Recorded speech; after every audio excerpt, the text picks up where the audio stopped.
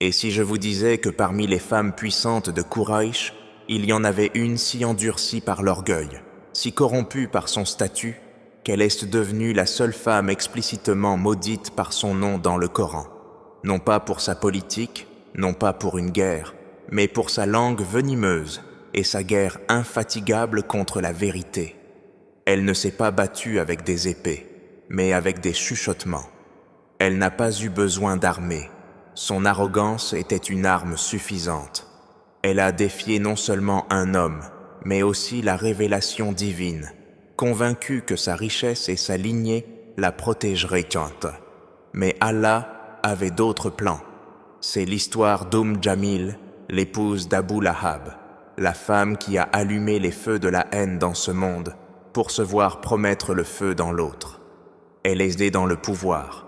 Dans les terres de la Mecque, où la lignée est plus précieuse que l'or et où la fierté tribale résonne dans chaque ruelle, Arawa bint Harb a été élevée avec la certitude que son sang la rendait intouchable. Son père, Harb ibn Umayya, comptait parmi les chefs les plus puissants de Quraysh.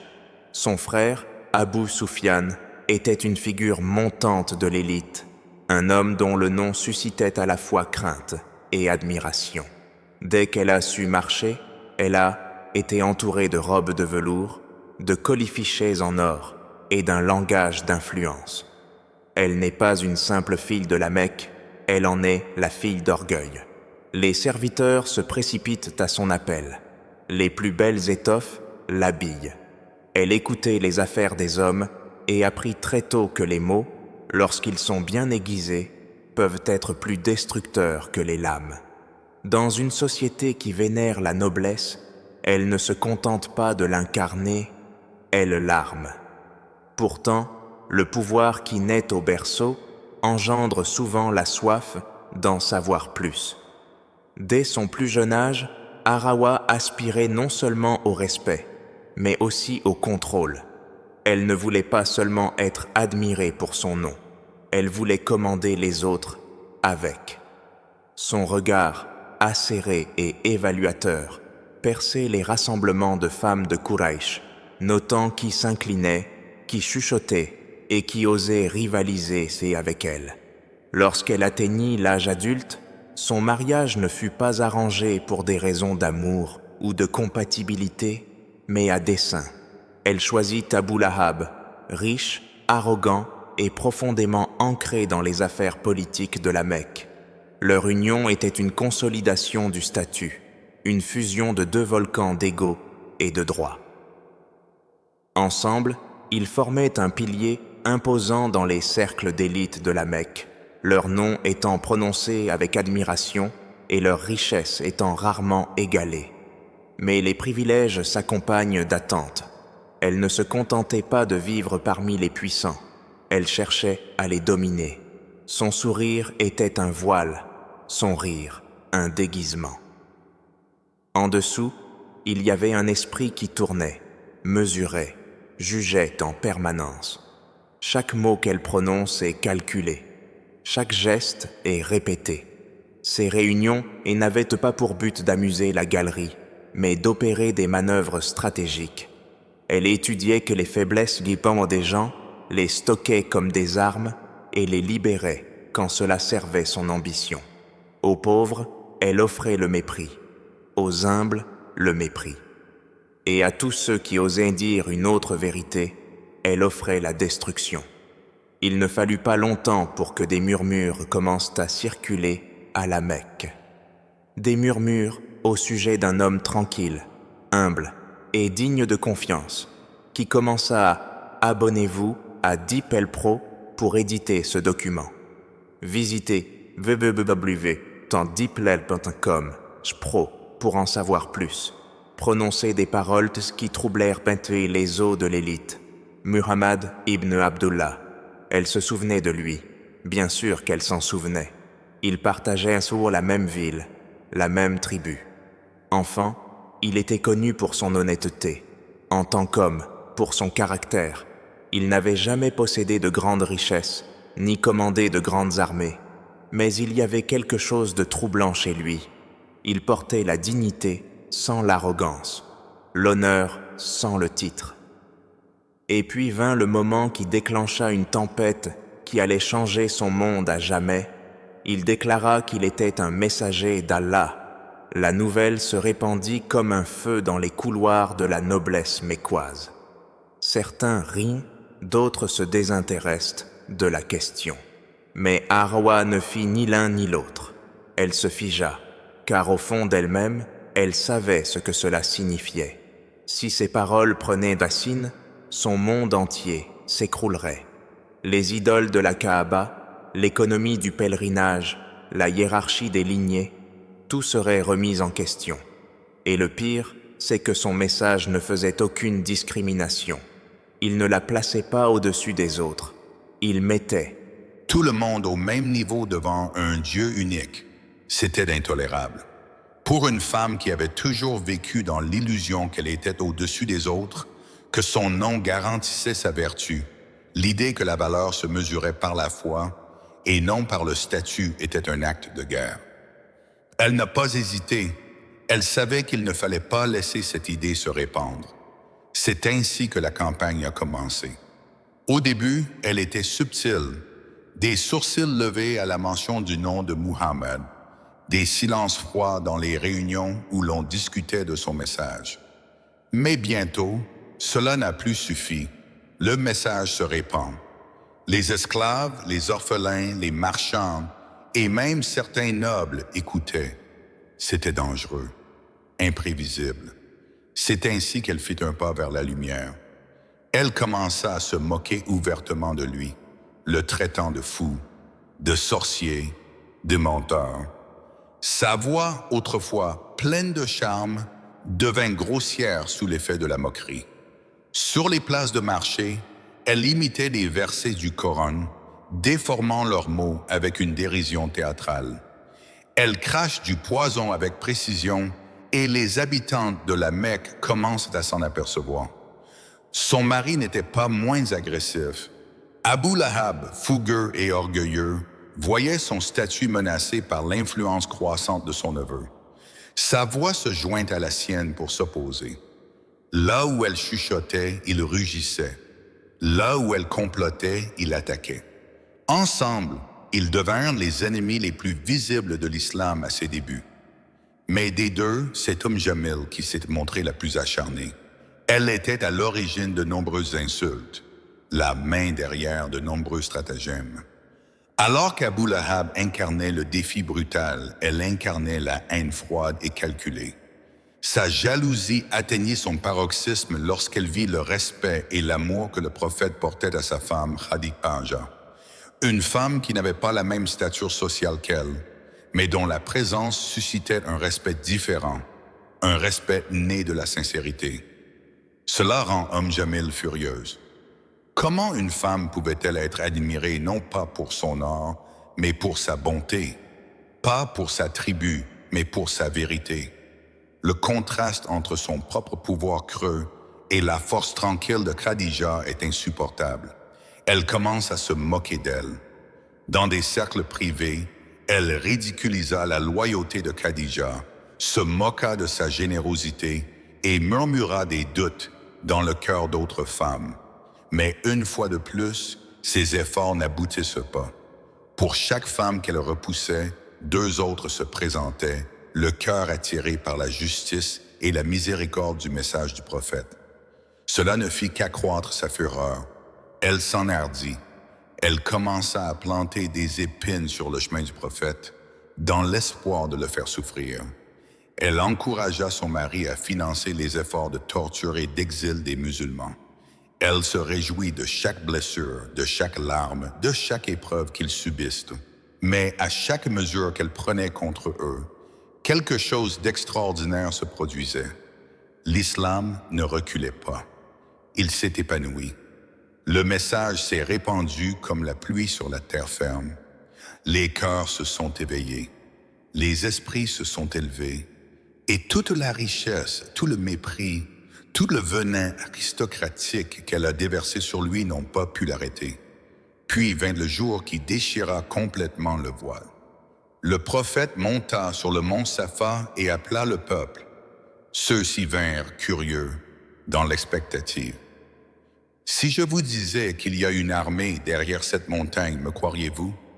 Ils répondirent avec certitude, oui, nous ne t'avons jamais vu mentir.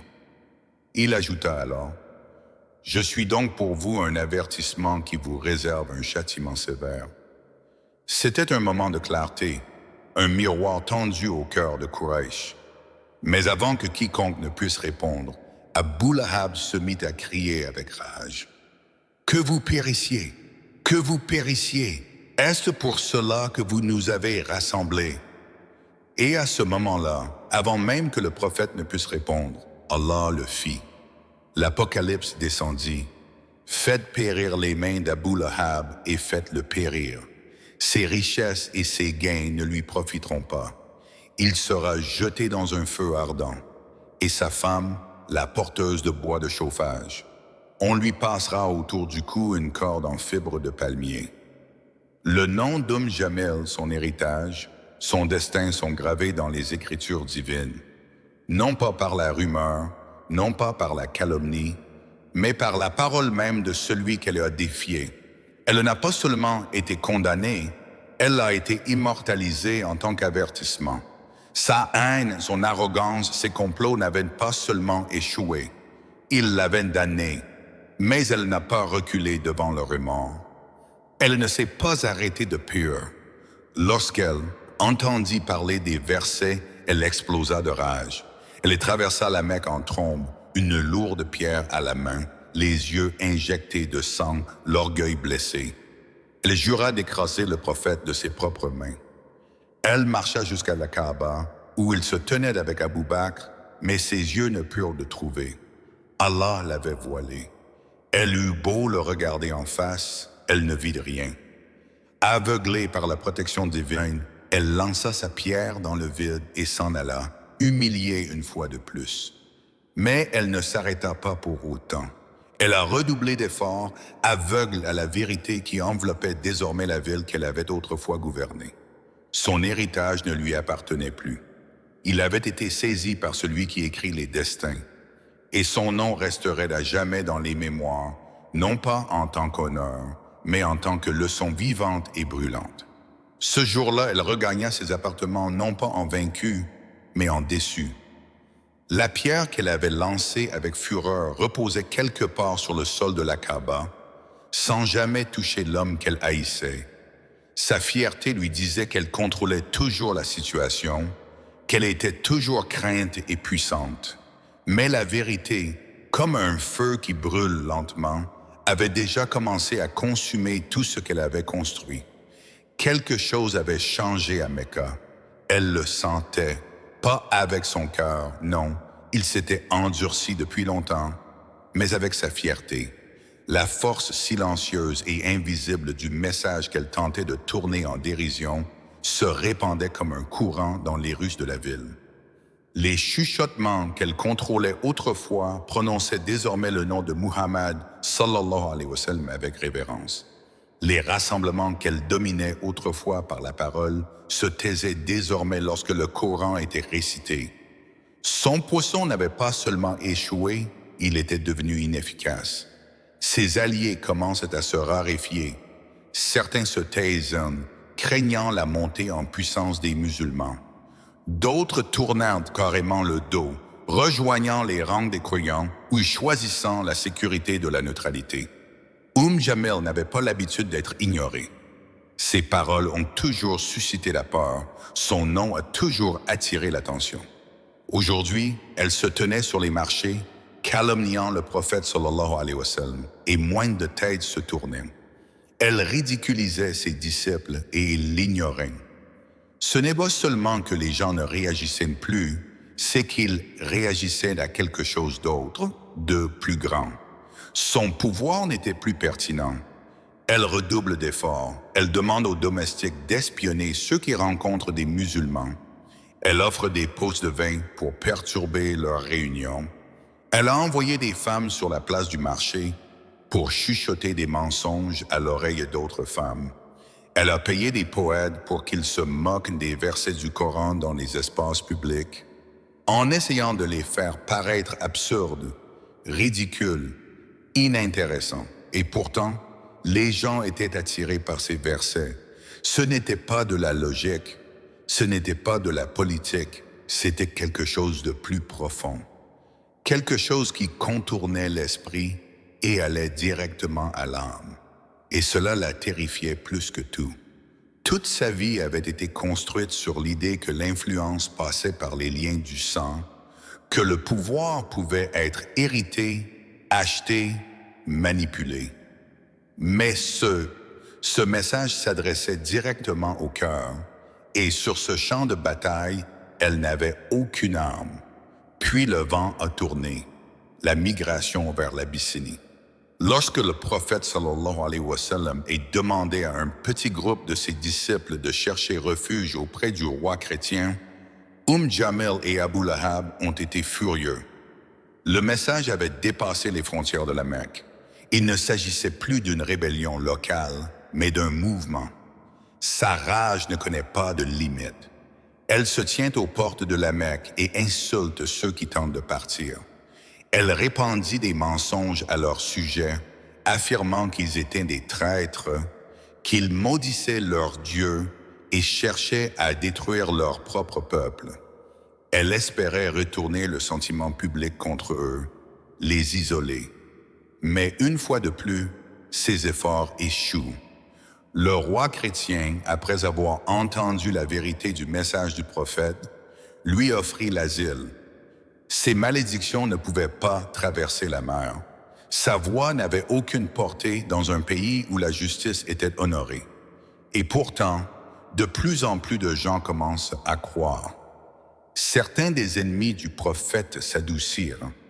Les esclaves, autrefois silencieux, se tenaient désormais debout.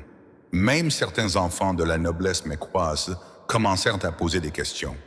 Quel genre de message est-ce là, se demandait-il, qui appelle à adorer un seul Dieu, à honorer l'orphelin, à libérer l'esclave, à dire la vérité même contre soi-même? Il ne s'agissait pas des enseignements d'un fou, c'était la voix de quelque chose d'ancien et d'éternel. Mais Jamil ne pouvait pas le voir. Elle refusait de le voir. Sa guerre n'était pas contre un message, mais contre sa propre identité qui s'effritait. Un soir, elle était assise parmi un cercle de plus en plus restreint de ses pères nobles, parlant de l'ancien temps, se moquant du prophète sallallahu alayhi wa sallam, et de ses partisans. Mais ses rires semblaient forcés, ses histoires répétitives. Même les femmes qui l'avaient autrefois adulée semblaient distraites, peu intéressées. L'emprise qu'elle avait autrefois sur le cercle social de la Mecque lui glissait entre les doigts comme du sable. Elle l'a vu dans leurs yeux, l'incertitude, le doute. Certains d'entre eux commençaient à se demander si s'opposer au prophète sallallahu alayhi wa sallam était vraiment la bonne voie. D'autres avaient simplement peur, et d'autres, bien qu'ils soient restés silencieux, avaient déjà fait la shahada en secret. Mais pas Jamil. Son orgueil lui refusait toute forme d'humilité, et qu'accepter qu'elle s'était trompée, admettre que cet homme dont elle se moquait était bel et bien un prophète, était une vérité trop amère à avaler. Pendant ce temps, son mari Abu Lahab commence à souffrir d'autres façons. Ses affaires périclitent. Son nom, autrefois tenu en estime, devient un sujet de plaisanterie dans les maisons privées. Dans la rue, les enfants murmurent des sourates qui le condamnent. Il s'emportait, mais même sa colère avait perdu de son tranchant. Les versets du Coran l'avaient nommé, pas de façon métaphorique, mais par son nom. Il n'y avait pas de défense, pas de riposte. Plus il essayait de la combattre, plus elle se propageait. Et plus sa frustration augmentait, plus son déclin physique s'accentuait. Il vieillit rapidement, son visage portait les marques du stress. Et finalement, son corps a commencé à le trahir. Une maladie s'est installée, lente au début, puis insupportable. Certains disent qu'il s'agissait d'une maladie infectieuse de la peau, peut-être une sorte de peste. D'autres disent qu'il s'agissait d'une forme de châtiment divin, d'une pourriture qui commençait à la surface et se propageait vers l'intérieur. Quoi qu'il en soit, les gens l'évitaient. Même ses proches compagnons hésitaient à lui rendre visite. Sa maison, qui était autrefois un lieu de rassemblement et d'opulence, devint silencieuse. Les rideaux restent tirés. Ses serviteurs se retirent. Jamil se retrouva de plus en plus seul, son mari gémissant dans la douleur, son pouvoir n'ayant aucun sens face à une maladie qu'aucun médecin ne pouvait guérir. Son amertume s'est tournée vers l'intérieur. Elle a commencé à s'en prendre à ceux-là même sur lesquels elle régnait auparavant. Sur les marchés, elle réprimandait les marchands, les accusant de conspirer contre elle. Elle frappait les mains des esclaves qui ne bougeaient pas assez vite. Elle hurlait sur ses voisins à travers le treillis de ses fenêtres, les accusant de trahison. Elle était devenue un spectre de ce qu'elle était autrefois, toujours vêtue de soie, toujours parée de bijoux, mais creuse, désespérée, folle de réaliser que son influence était morte avant son corps. Puis vint le jour de la mort d'Abu Lahab. Personne ne lui rendit visite. Pas d'amis, pas de dignitaires. Son corps est resté dans la maison pendant des jours, gonflé et empestant la chaleur torride de la Mecque. Les serviteurs refusent de le toucher. Les voisins lui tournaient le dos. On raconte que des étrangers furent finalement engagés, payés en monnaie, pour sortir son cadavre à l'aide de bâtons, le jeter dans une fosse et le recouvrir de pierres. Le même homme qui se tenait autrefois la poitrine gonflée dans les cercles de Quraysh pourrissait maintenant dans l'anonymat sans être pleuré.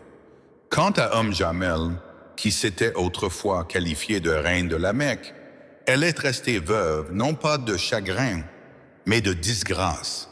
Sa forteresse s'est effondrée. Les alliances qu'elle avait construites au fil des décennies se sont dissoutes. Les femmes qui marchaient derrière elle évitaient désormais son regard. Les enfants ne s'écartent plus à son passage, ils la montrent du doigt et chuchotent. Les ruses de la Mecque, qui étaient autrefois sa scène, ressemblaient désormais à une salle d'audience où chaque âme la fixait avec un jugement silencieux. Son arrogance était devenue sa honte, sa haine son héritage. Avec la montée de l'islam, sa voix n'avait plus de raison d'être. Personne ne craignait ses calomnies. Personne ne tenait compte de ses malédictions. Les versets qui la condamnaient résonnaient à travers la ville dans les récitations mélodiques des jeunes, garçons et des vieillards. La femme qui se moquait de la révélation l'entendait maintenant à travers chaque fenêtre, et cela la brûlait. Mais son cœur, marqué par des années d'orgueil, ne s'est pas relâché. Même dans la solitude, elle arpentait sa maison, marmonnant pour elle-même, préparant des plans que personne ne mettrait à exécution. La corde même qui symbolisait autrefois son contrôle, serrée, délibérée, étouffante, était maintenant mentionnée dans les cieux comme l'instrument même de son châtiment. Autour de son cou, une corde en fibre de palmier, pas de la soie, pas de l'or, mais les brins secs et tordus d'un regret éternel. Sa fin, comme l'ont chuchoté les érudits et les scribes des premières générations, a été aussi brutale que sa malédiction. Certains disent qu'elle est tombée sous une grosse pierre, écrasée dans un moment d'ironie divine. D'autres disent qu'elle a été étranglée par ses propres vêtements, seule dans la nuit, incapable d'appeler à l'aide. Quoi qu'il en soit, la mort était appropriée, non pas parce qu'elle était violente, mais parce qu'elle avait été scellée bien avant qu'elle ne survienne. Son destin avait été écrit à l'encre divine, lié au verset même dont elle se moquait. C'est ainsi que son nom est resté, non pas sur des bannières ou des monuments, mais dans la révélation. Non pas dans la fierté, mais dans l'avertissement. Elle possédait tout ce que la Mecque valorisait. L'héritage, la richesse, la position, la voix. Mais elle a combattu la vérité. Et la vérité ne se plie pas aux liens du sang. Elle ne s'incline pas devant l'arrogance. Et qu'elle n'oublie pas ceux qui tentent de l'enterrer sous le poids du pouvoir mondain. Le soleil s'est couché depuis longtemps sur la vie Jamil, mais son nom ne s'est pas évanoui avec le vent.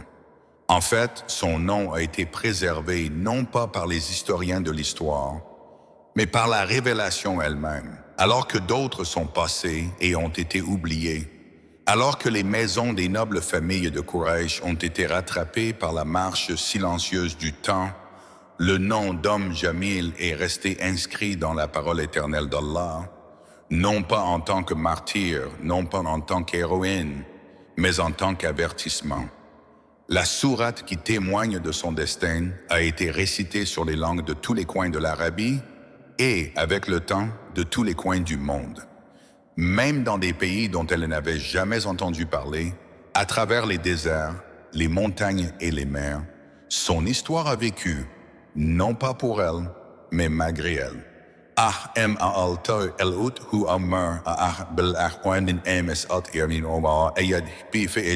Sa femme, la porteuse de bois de chauffage. Autour de son cou, une corde en fibre de palmier. Al-Masad 111.4.5. Chaque fois qu'il était récité, c'était un coup porté à l'arrogance du mensonge. Un rappel que quelle que soit la hauteur de la tour d'orgueil que l'on construit, elle peut toujours être abattue par un seul verset. La femme qui s'était parée des perles les plus fines portait désormais une corde de feu en souvenir de l'humanité. Celle qui avait manié les mots comme des poignards s'est tue à jamais sous le poids de la condamnation divine. Mais au-delà des mots, au-delà de la punition, la leçon la plus profonde Jamil réside dans son refus de se tourner. Même si des signes l'entouraient, même si des miracles se déroulaient sous ses yeux, son cœur est resté bloqué. Elle a eu sa chance. Beaucoup l'ont fait. Le prophète sallallahu alayhi wa sallam n'était pas connu pour sa vengeance, mais pour sa miséricorde. Ceux qui avaient brandi leur épée contre lui ont trouvé la paix lorsqu'ils l'ont abassé et ont prononcé la shahada. Même Hind bin Utba, qui avait profané le corps de Hamza ibn Abdul Muttalib, embrasserait un jour l'islam et trouverait le pardon. Mais pas Jamil. Ce qui l'a séparé de ceux qui se sont repentis, ce n'est pas la gravité de ses actes, mais l'obstination de son orgueil. Elle s'y accrochait comme une femme qui se noie s'accroche à une pierre, croyant qu'elle la maintiendra à flot. Sa haine est devenue son identité, et lorsque le vent de la vérité a soufflé sur la Mecque, elle s'y est opposée.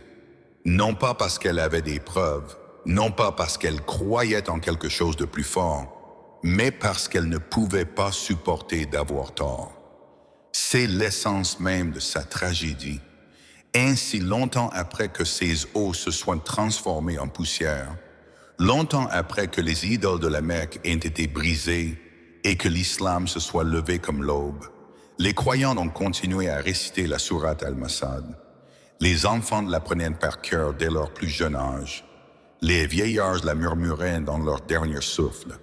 Elle était simple, courte, facile à réciter, mais lourde de sens. Elle parle d'une femme qui a essayé d'arrêter la vérité avec ses mains, sa langue et sa richesse, et qui a échoué. Les années ont passé, les générations changèrent. La ville du désert qui avait autrefois entendu les railleries Jamil résonnait désormais de Lathan, de l'endroit même où elle avait maudit le messager sallallahu alayhi wa sallam.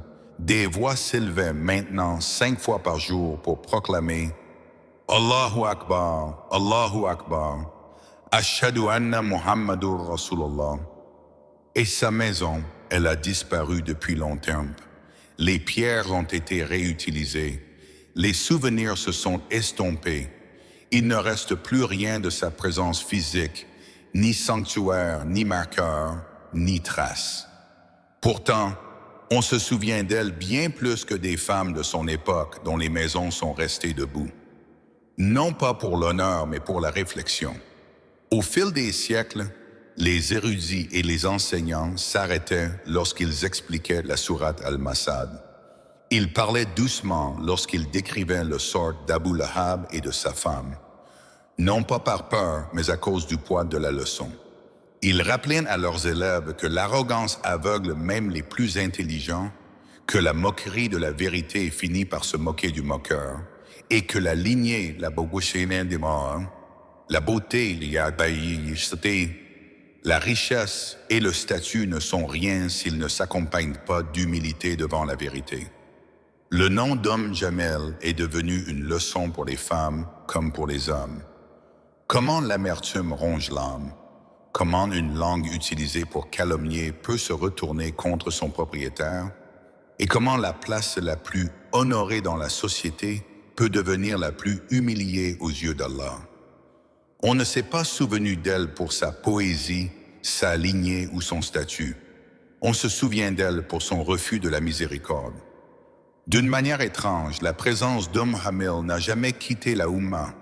Elle vivait dans le cœur de ceux qui récitaient le Coran, non pas comme une alliée, mais comme un avertissement. Son nom portait l'odeur de l'arrogance brûlée et de l'orgueil fumant. Elle était la femme qui a entendu la vérité des lèvres d'un homme qu'elle savait honnête, et elle s'en est détournée, non pas une fois, mais à chaque fois. Elle a vu des miracles, mais les a rejetés. Elle a senti le sol se dérober sous ses pieds, mais elle est restée ferme dans son refus. On lui a offert la miséricorde, mais elle a choisi la moquerie. Et la corde, cette fameuse corde en fibre de palmier, ce n'était pas seulement une punition physique, elle était symbolique. C'était le fardeau qu'elle avait choisi de porter, le fardeau des mensonges, des ragots, des calomnies. Elle l'a noué autour de son propre cou, l'a resserré à chaque insulte, à chaque ricanement, à chaque pierre qu'elle a posée sur le chemin du prophète sallallahu alayhi wa sallam. Et lorsque son heure est venue, elle n'a pas été placée sur elle. Elle était déjà là. Elle l'avait portée toute sa vie. Les croyants ont récité son destin, non par vengeance ou par cruauté, mais par crainte. Le Coran l'avait nommée, condamnée et avait préservé son histoire pour l'éternité, non pas parce qu'elle était puissante, mais parce que sa chute était puissante. Sa corde est devenue un symbole du poids de chaque mot que nous prononçons, du jugement qui attend chaque calomnie et de l'héritage éternel que nous choisissons, qu'il soit bon ou mauvais. En fin de compte, Jamel était une femme au potentiel immense. Elle avait la richesse, la lignée et l'intelligence. Si elle avait ouvert son cœur un instant, elle aurait pu se tenir aux côtés de Khadija, Aïcha ou Fatima. Mais elle en a décidé autrement. C'est ainsi que son nom est resté, non pas dans l'or, mais dans le feu. Pas dans l'amour, mais dans l'avertissement. Une corde de fibres de palmier autour de son cou, pour toujours.